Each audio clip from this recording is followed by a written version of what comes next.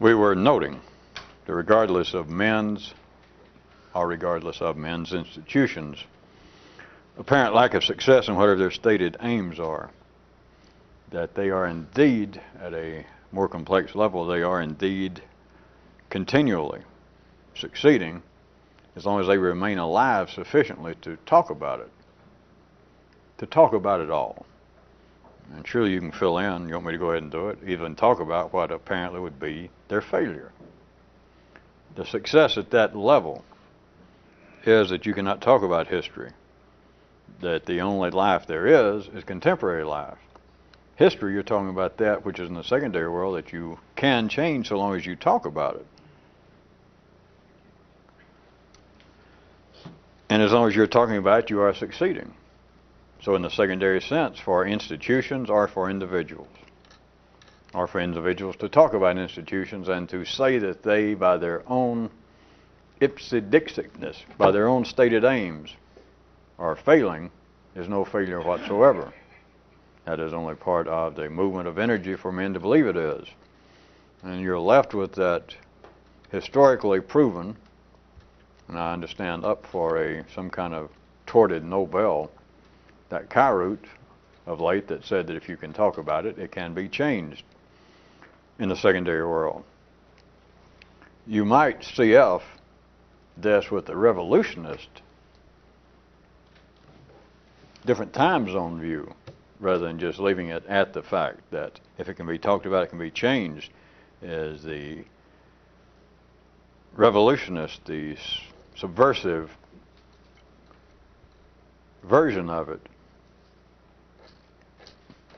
A reflection of it is in the futility of still talking about irreversible primary matters. Now, in the ordinary world with ordinary people, they continue to talk about making no differentiation. They're not supposed to, but they continue to talk about even primary affairs such as death, such as catastrophes.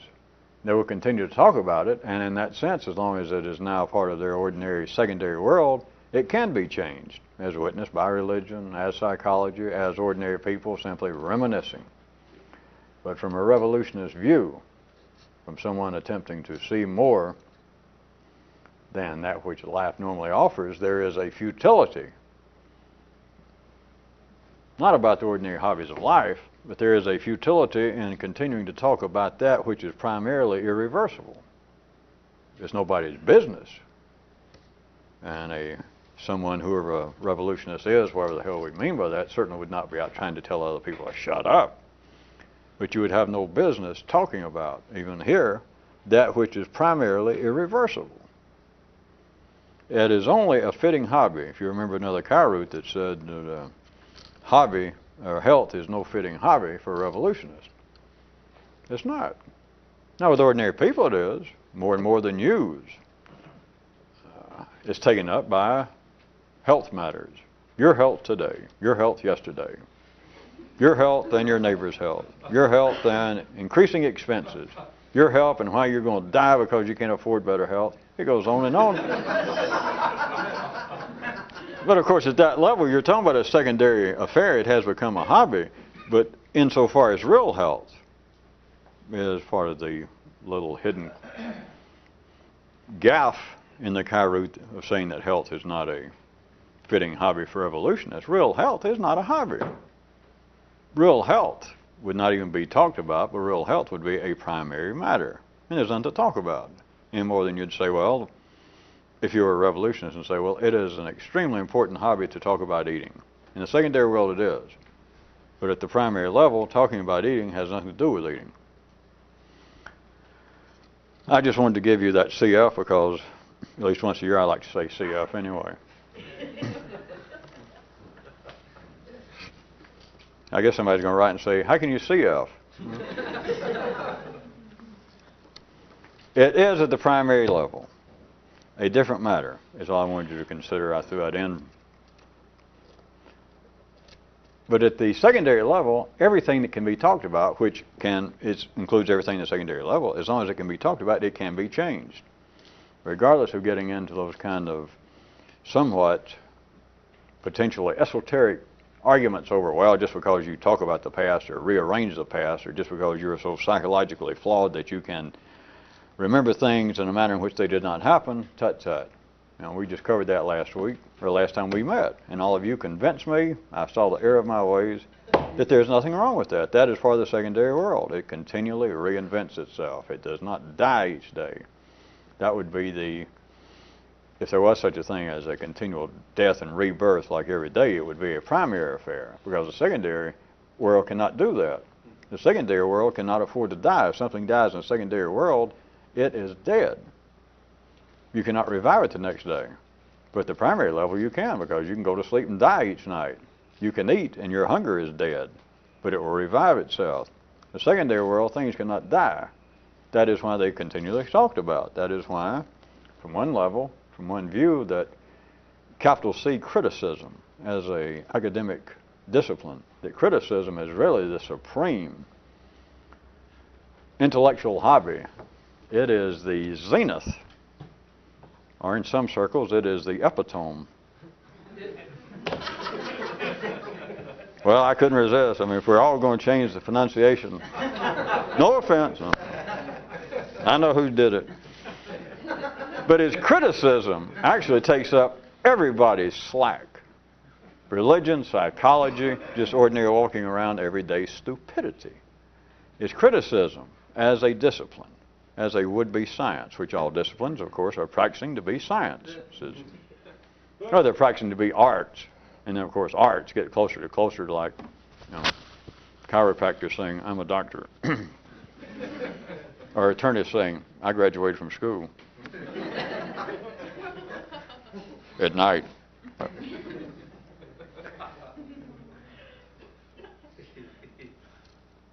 At any rate, criticism, as easy it would be to take cheap shots at criticism, and people's been doing that in the ordinary world. The critics are those who can't do what they criticize. Somebody becomes a drama critic because they tried to write for the stage and they were laughed out of town. They wouldn't even let them ride in the stagecoach with Hondo or any of the other guys. They were just laughed off the plane. That's an easy shot. But in another sense, criticism as a capital C discipline is only a reflection of the kinds of general dynamics, not the military complex, but of the ordinary mind, that whatever you think about, then you yourself can criticize. Shame on me. How dare me do that? No, I'm wrong. No, I'm right. That person. It is the continuing life breath of the secondary world, that it continues to talk about itself, and thus it continues to be capable of change. And the CF was that from a more direct, a more complex view that I was calling from a kind of revolutionist futility, would be in continually talking about that which is primarily irreversible. There's nothing else to be said at the secondary level. The dynamic in general of life through man's speech of always, as we were pointing out last time, is always doing what is presently possible, is the basis of, since we've used it as a great example, I'll stick with it, life's use of man talk. And then, of course, at the ordinary level, men believe it's for their own purposes. But this speech creates the eternal building fund drive. And it's not simply limited to churches. I just kept laying on that. It has a very specific use. What it amounts to is men properly pursuing collateral paths once they realize in the ordinary world that the stated aims are not about to be achieved. It's not that there's a flaw. If you recall where we started this, it is not that. It is simply that, or not simply, but it is even men recognizing verbally, admitting, confessing, bewailing the failure to achieve their aims, whether it be in the field of religion, whether it be in the field of their sweet potato farms. That, well, I'm not getting what I planned to do. My group is not getting what it attempted to do.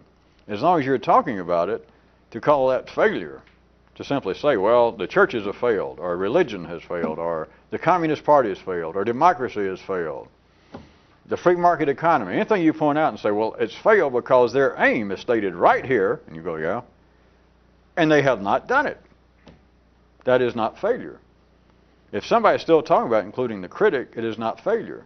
The thing is still alive, it is still moving energy. Failure, as it's called, is simply a part of the dynamic of men talking about it. What if it did succeed? We've covered this before in other ways. If anything succeeded, whatever you want, pick out anything you want to, if it succeeded. The religion, finally. Pick out any religion you like, or pick out one that just, you like the way they dress up funny. And it suddenly succeeded. Or some political idea, and it succeeded. Then what?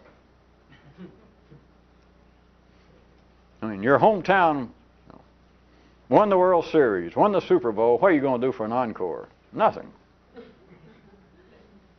Because on that basis, there really is no next year. You'd have to find another hobby. Because whatever the secondary line was, if it succeeded, if penal reform became penal reform, if prisons could do the job, as they used to say, of rehabilitating those who have gone astray, it would not be success, it would be disappearance. It would be the end of whatever that important line of activity was. Like churches succeeded, religion would be gone. If penal reform, criminology succeeded, then all those wonderful criminals and stuff that fill up TV shows and newspapers would be gone. What happens is this. There is a collateral use of whatever is going on. And it is what I was going to go ahead and use as a catchphrase for a second. The eternal building fund drive. Now, the easy, perhaps easy shot that I started a few nights ago is take religion. Again, I guess I'm going to finally drop that since you now understand what I mean by capital C criticism. But religion is just the great easy example. Or it could be politics, new political party. But men will say, quote, realize. It's the primary understanding. It is at the basis of the energy flow beyond any crude verbal reflection that men understand. There's no time to go into this now. It's got nothing to do for you people watching this for the first or 200th time with psychology and the subconscious mind or the unconscious mind or Freud's great-granddaughter now working as a topless well, I wasn't supposed to. But men realize, religion for instance, that they do not know what they're doing. They realize it in politics.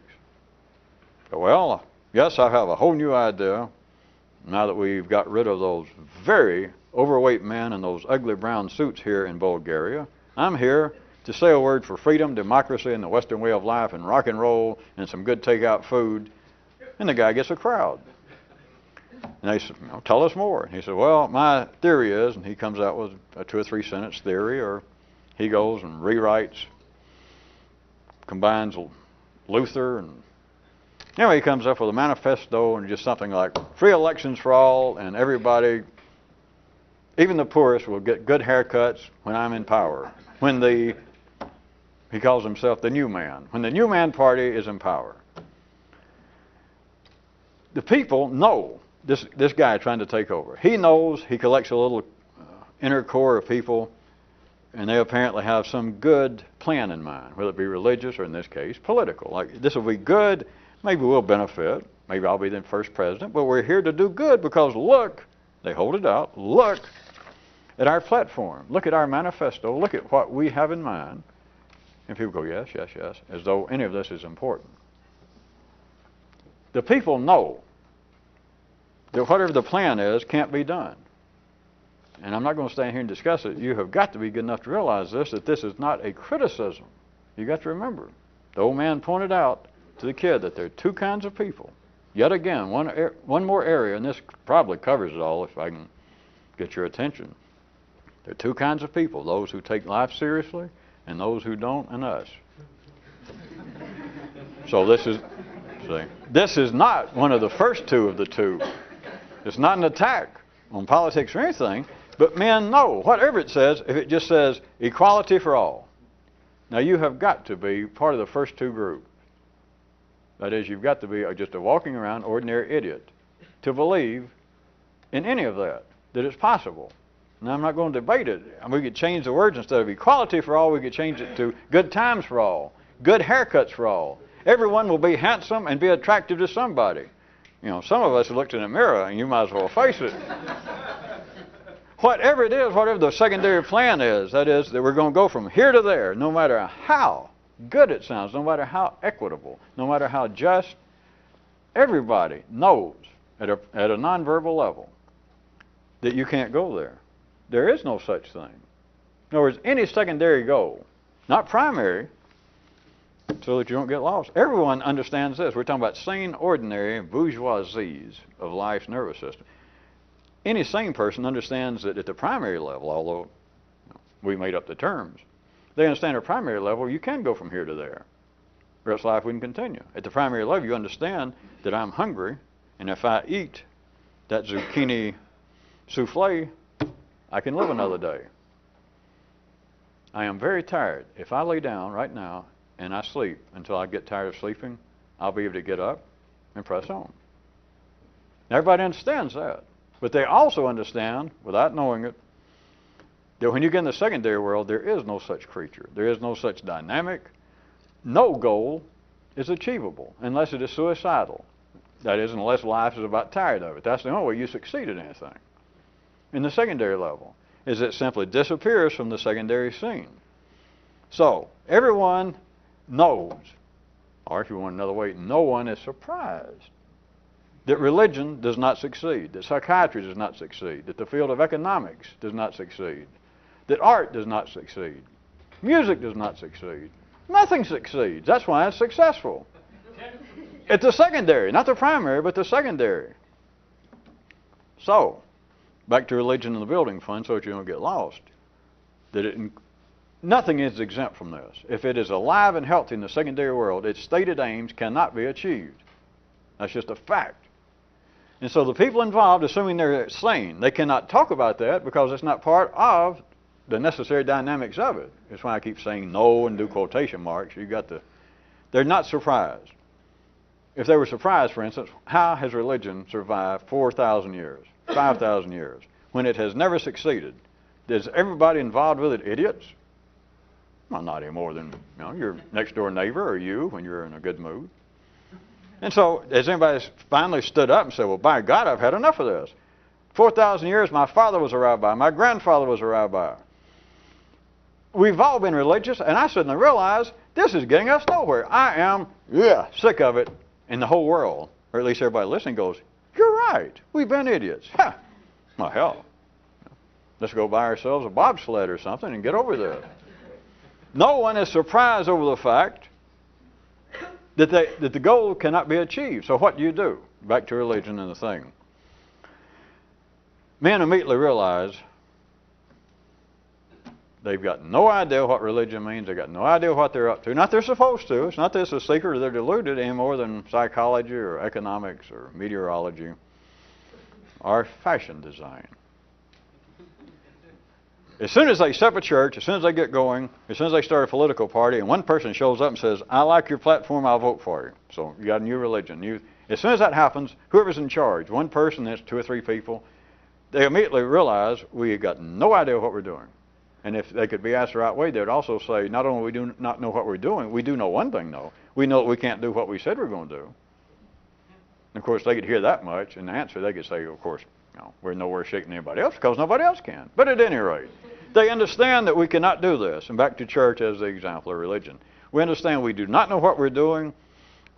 Something in my hormones, I don't know what happened, something made me say that the gods have talked to me, or I have this important information I found under a bush, and it says that if you do what we say, then when you die, you won't really be dead, and you won't ever be sick, and if you are sick, you'll get over it. And whatever it is, and the people know that, this is just a bunch of horse. I got no idea what I'm saying. My tongue, my lips just went, and you just did it. But then a lot of people went, and so you got a motorcycle gang. You got a liar. Well, you got the charisma needed. You got a dance going. I mean, you got people, they made a few demo tapes and shopped around Nashville. Nobody listened to them, so then they take up preaching. Or they take up setting up a political party, and they try it, and finally somebody goes, yeah, hey, I like that. So he goes, okay. Here we are, good boy, sign up. But he knows I got no idea what we're doing. I don't understand any of this. As far as I'm concerned, if I could tell the truth to myself, that, in other words, what I understand, I would know I got no idea what I'm doing here. I don't know what I'm talking about. But hell, nobody seems to mind. I got all these people lined up want to dance. Back to where we were. Then you turn into the necessary pursuit of collateral endeavors, such as in religion. Again, since we don't know what we're doing, here's what we'll do. In other words, we can't do what we say we're going to do. We cannot help the world. We can't save the world. We can't feed the world. But you can't say that or you wouldn't do anything. The secondary world would not happen. So you go, all right, here's what we need. Here's what we got to do. We got to quit meeting in this little trashy storefront.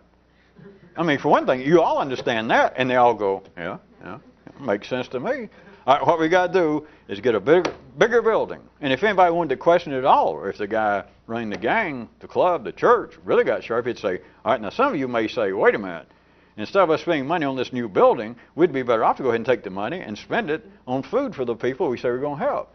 So now let me tell you people, now if we did that, what little amount we could raise right now, I mean, we couldn't feed the hungry people within a 2-block radius of here. Forget the world, we're here to help the world, right? And they'd have to go, well, you know, that's why you're the leader, you're sharp. So he says, all right, what we need to do, take what little money we got, and we'll get us a bigger church. And if we get a bigger church, it will begin to act like a magnet, be the inverse ripple effect. And it will drag in more people, and they will contribute, and they will have more money, and they all realize what's coming. They're about to be dipped.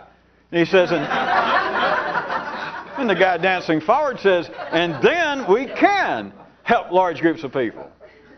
Now, for you people who may have just come back from the icebox in your beer, this is not an attack on that. That's the way it's supposed to be.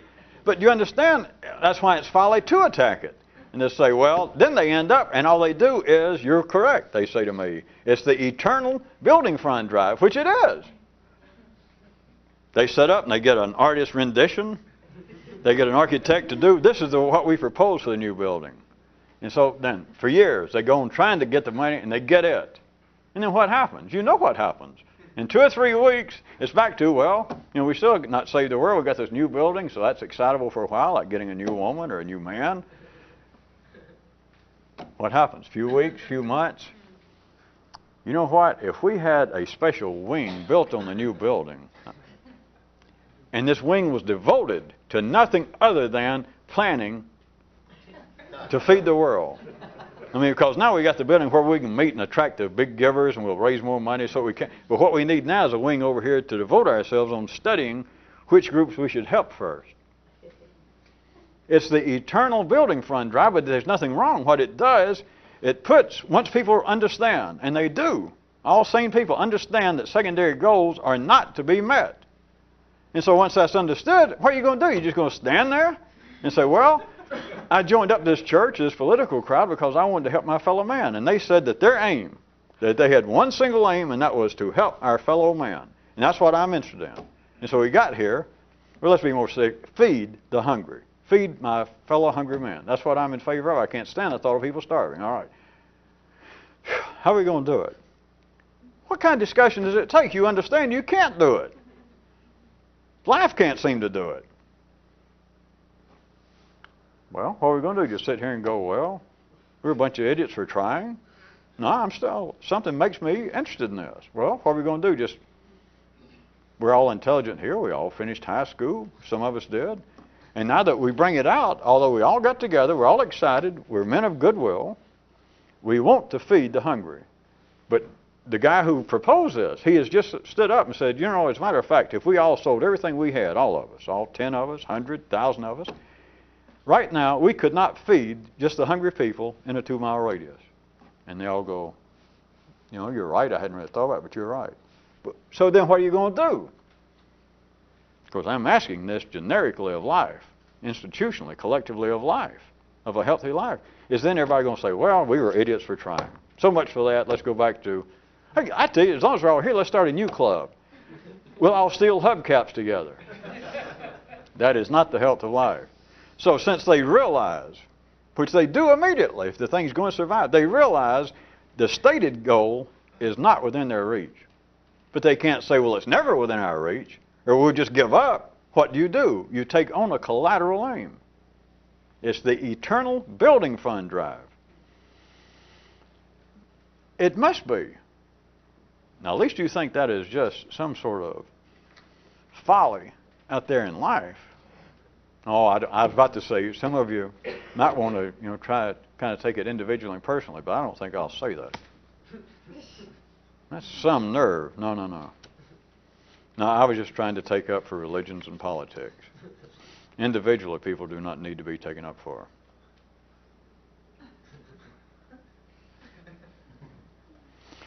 How about the pertinent quote of the day? I wrote it down here somewhere, which I hate to lie to you, I made the mother up. No, I didn't. No, it's a mirage. It is a cooperative venture of all of life that I forcibly extracted and I put together in the following manner. Pertinent quote of the day. Relative to all this, I suggest. We'll see, I guess. Let's go into another area. Economics. I just want to be sure as much as possible. You know why I do this, some of you by now, is I don't want you to get hung up on religion since I kept laying on the eternal building fund drive, or psychology. But how about this? Here's something that would appear to be, surely, unless there's some economists listening, to most of you it would be pretty far removed. That is, you'll have less of a likelihood for you to be passionately involved with economics and the idea. In fact, if any of you are, I'd appreciate it if you'd leave now so that I don't have to keep looking around and fear for my life or that you might be armed. Think about that. Is that a horrifying thought? A passionate economist armed. All right. Quote of the day, I was thinking, is coming from the great field. See, economics is beyond a discipline now. Economics is a soft science at the very least. And there are those who propose that economics has reached the level of actually being a scientific discipline, which is on. Anyway, we can't go in there. Here's the quote. It's something like this. A guy says, an important guy, that an expert, he says, in noting that meaningful economic paradigms are not forthcoming, nor are they predictable.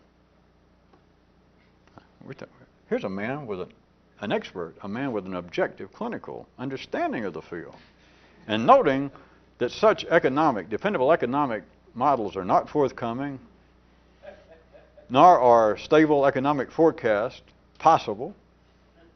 We propose the following to raise funds to start a new magazine, Economics Today, your guide to the future. See, now some of you think that you heard some humor in that. That will fly. I made it up, but that'd fly out there if it hadn't already flown. For a leading expert.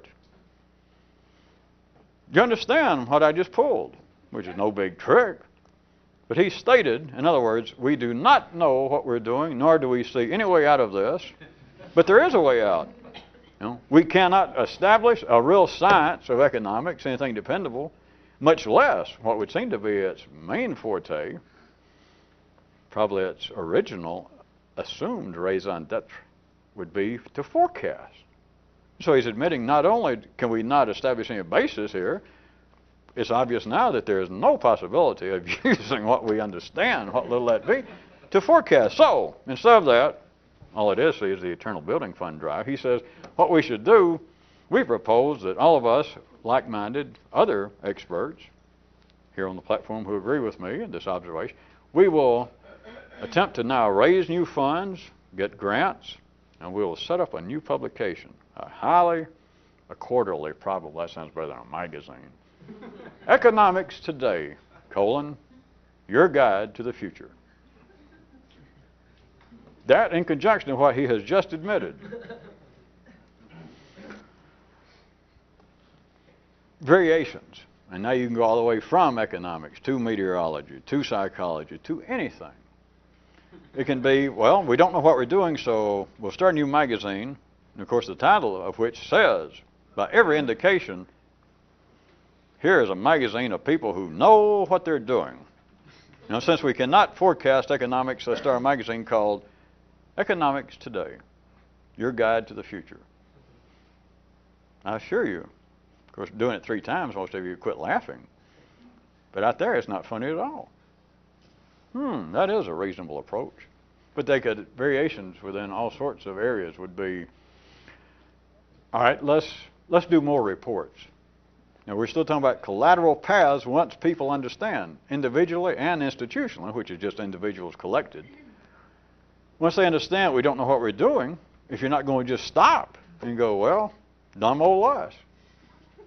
If you're not going to do that, then what do? You take on a collateral path, the Eternal Building Fund. All right, we don't know what we're doing, so here's what we'll do. We'll do more reports. The Library Club, trying to establish a library in some little city, and they all get together, right-minded people, and they, all right, we got to raise funds. And there's only 4 people who are even semi-literate or interested in literature in this little place. And so they're having trouble, and they can't seem to get people, or whatever. Maybe they're all 4 lazy. And so what do? If they're not going to abandon it, that is, finally go, what are we doing? We're not going to get anywhere. Assuming that this little library club, that life needs it to survive. All right, if they can't seem to succeed, that is, they can't seem to raise money, they can't seem to get anybody interested, they can't seem to get anybody to donate books, if it's not going to simply disappear, what's the bare minimum that will keep it alive? Okay, here's what we'll do. Let's say they've been going on for months and no success.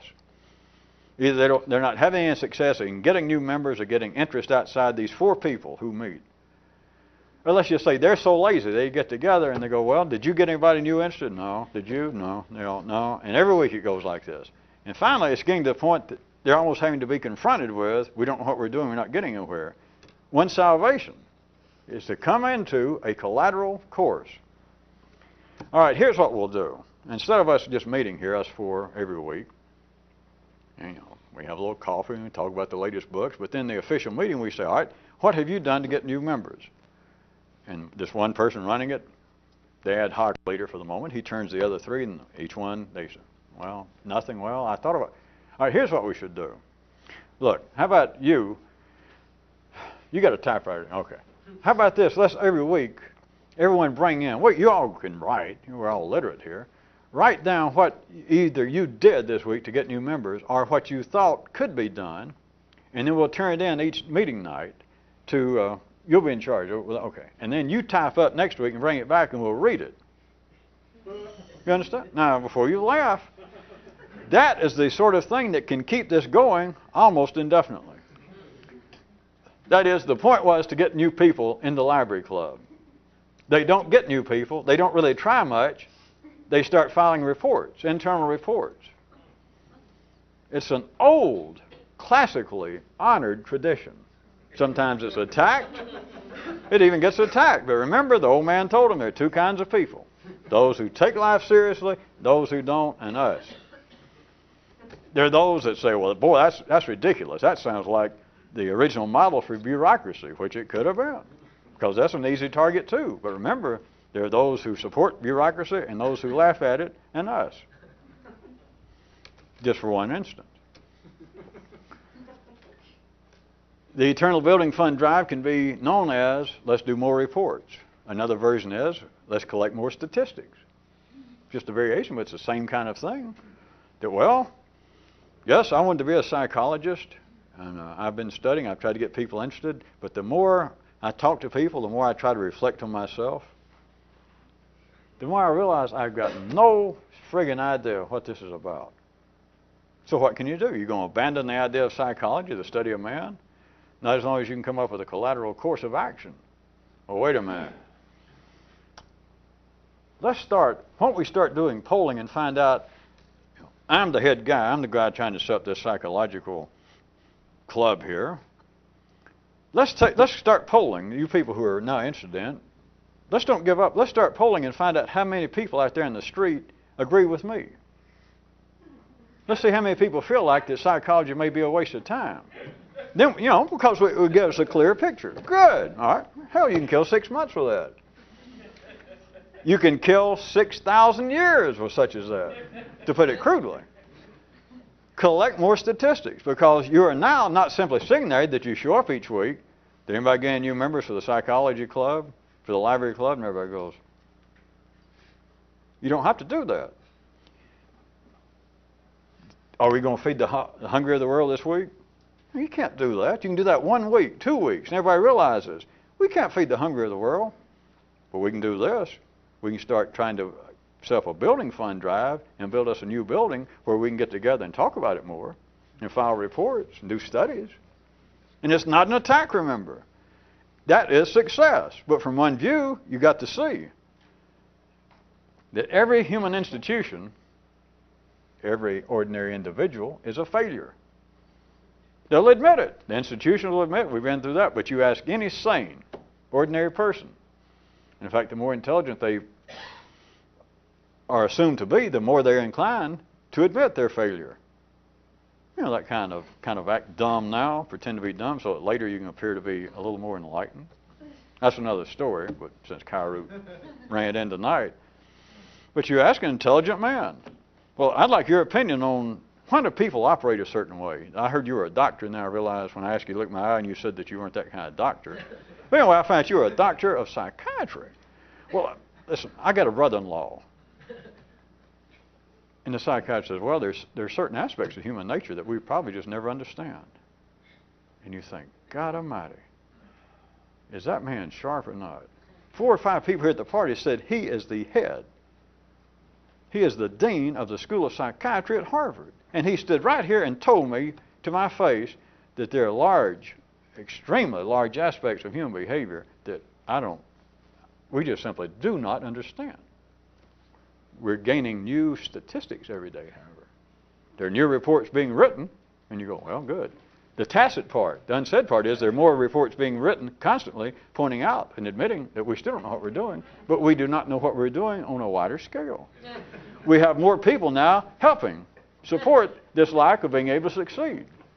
Whereas at one time there were only 2 or 3 people who were psychologists and didn't know what they're doing, and now we have 200,000 psychologists in this country. At one time, we had one man going around hollering, what's life all about? And didn't know what he was doing. And now we have full hierarchies of priesthoods, whole rabbinical structures, thousands of people, well-trained, saying, no, I do not know what I'm doing. And in fact, I am writing a new paper on it, even as we speak. It'll be out soon. It is success at a gallop. But there seems to be something about ordinary intelligence that goes by at such a speed that people go, God Almighty, look at that. The train's on fire, or the bus has a flat. And it doesn't. They don't realize, well, if it's in such terrible shape, how come it keeps going by? If religion is such a god-awful blight, if it's such an intellectual wart on the brain, on the future of man, how do you explain the fact that it's been here 6,000 years? Of course, I'm just picking that out. How do you explain? Because if you're going to pick on any institution, you're picking on people. If humans are such a bad deal, they're destroying the planet. Most of them are just, well, hell, they're probably Attila's grandsons, and they're just afraid to get and do what they want to. If humanity is actually, so what's the psychiatric term? If humanity sucks that bad,